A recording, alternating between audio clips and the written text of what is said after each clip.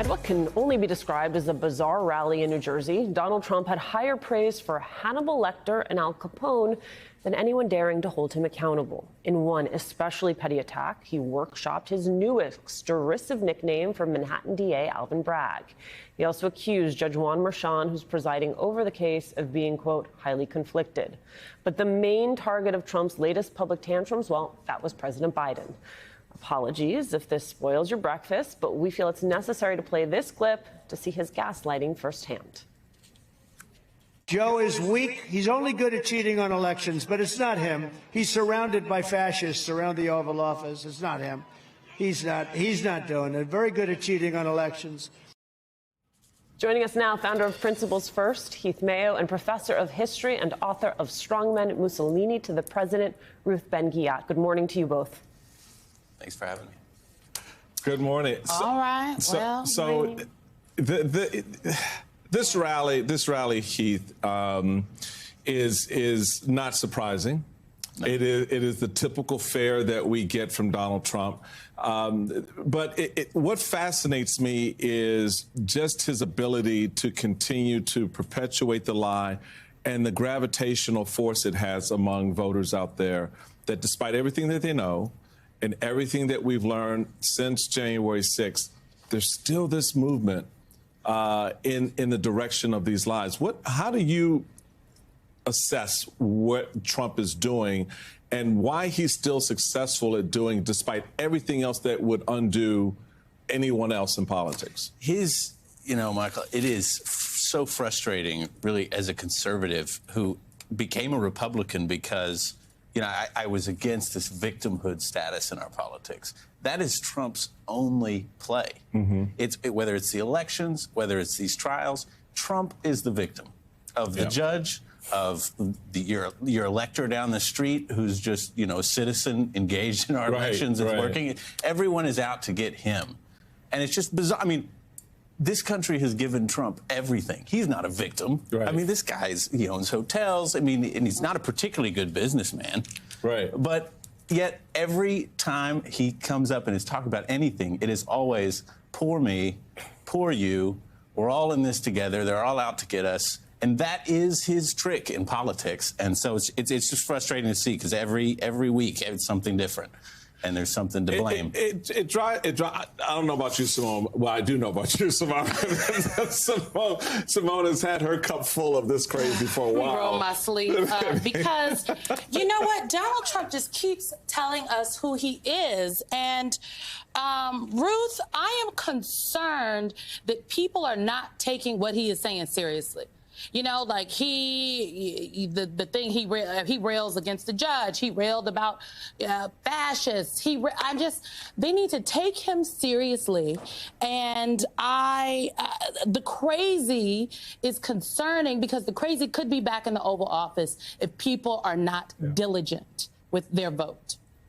Yeah, absolutely. And one way to take it seriously is to see him as part of a broader authoritarian pattern.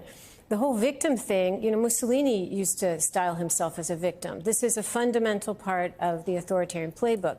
In Turkey, Erdogan says he's a victim. Putin says the whole Russian nation is a victim. And this goes with depicting your opponents as the real fascists. In fact, now they're ramping up this new talking point that Biden is surrounded by fascists, that Biden's an authoritarian. And that worries me because guess who was the first person to say that he represented freedom and democracy was tyranny? It was Mussolini. And that's another talking point. 100 years later, Trump is using this. And so we know what happened when Mussolini and Hitler were not taken seriously early on. People thought they were clowns. They were just buffoons. And we have this, wisdom of history, and we need to use it today. Well, part of that wisdom is about the fact that he is attacking the judiciary, right? And the fact that he is very specifically attacking Judge Juan Merchan. That is both an attack on that specific judge, but it's also an attack on the system overall. Yeah, actually, what he's doing is this is part of a massive and concerted attempt to delegitimize our whole democratic system, all our institutions, but especially the judiciary. Authoritarians always go after the judiciary, and judges and prosecutors are sitting in jail in Russia and Turkey. They've been forced out in Hungary. And the Washington Post did an investigation that Trump has attacked judges 138 times publicly since 2022. So that's an example. This is a systematic thing, and he knows what he's doing. He's a very effective propagandist. So one of the other aspects of this, Heath, I think is fascinating. So you have Trump basically corrupting the internal organs of the Republican Party, which you and I, diligently fought those battles back in the day to, bring some common sense, solutions that we thought would work for the American people, have the back and forth with Democrats. All that's now gone. So the plate has been reshaped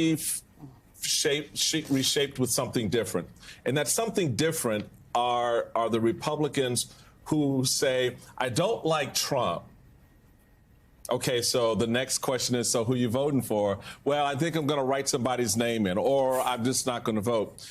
You have Nikki Haley out there still racking up a lot of votes, and you have Politico reporting that the Biden campaign is now looking at Haley voters as a core part of its reemerging coalition.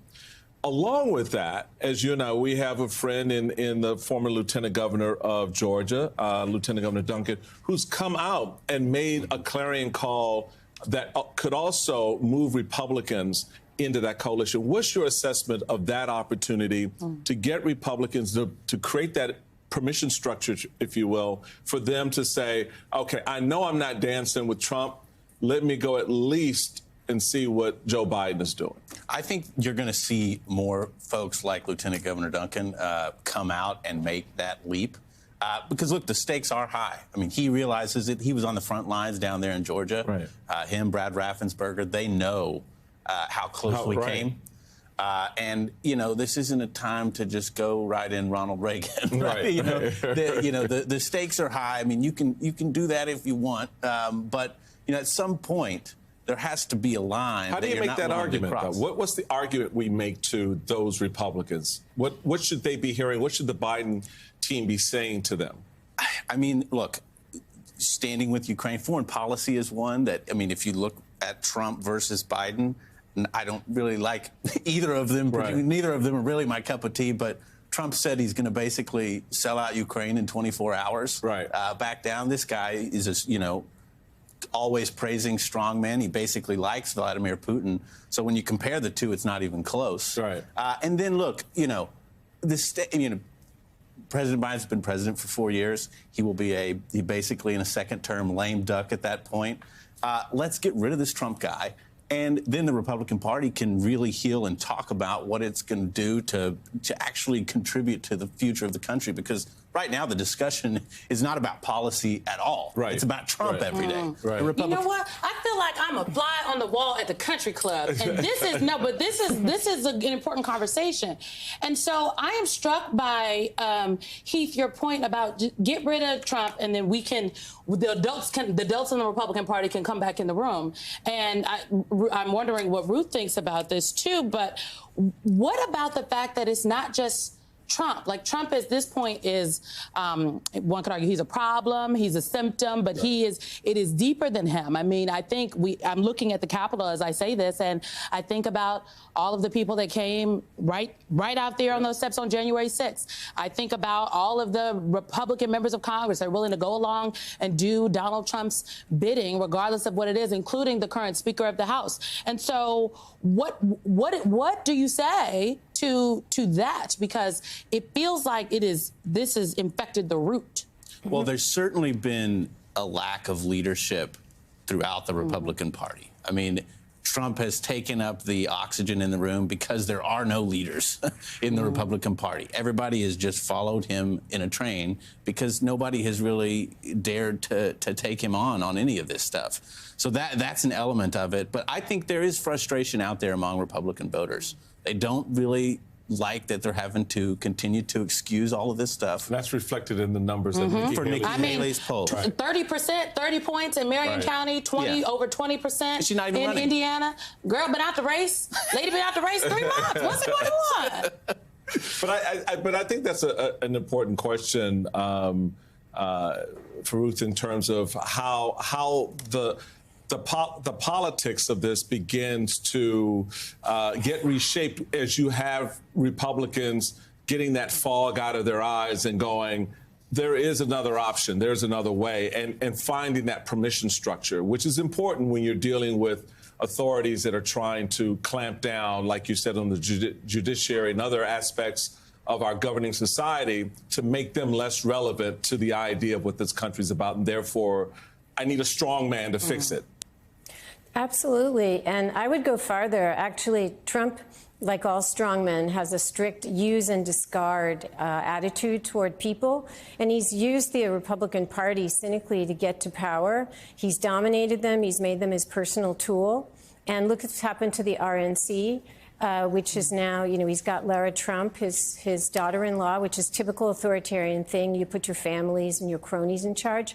And he's basically going to starve the RNC and make it his personal tool so that all the funds have to go to reelecting him and probably for paying his personal legal expenses, which the RNC already has a history of doing. So those Republicans are going to sit there. They're going to be like people I quote in my book who are members of the fascist party, officials of the fascist party, sitting in jail because they did stuff for Mussolini, and they're saying, oh, I wish I had known earlier that he was sent to destroy the country, not to save it.